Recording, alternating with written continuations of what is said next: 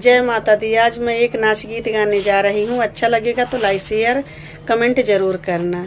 नैहर कै चतुरी सयानी अकेली ससुरे में बुलानी। नैहर कै चतुरी सयानी अकेले ससुरे में बुलानी। पहली बार हम जेठ जी के देखी, पहली बार हम जेठ जी के देखी।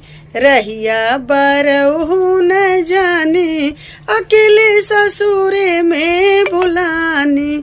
रहिया बरहू न जाने अकेले ससुरे में बुलानी। नैहर कै चतुर सयानी अकेले ससुरे में बुलानी। नैहर कै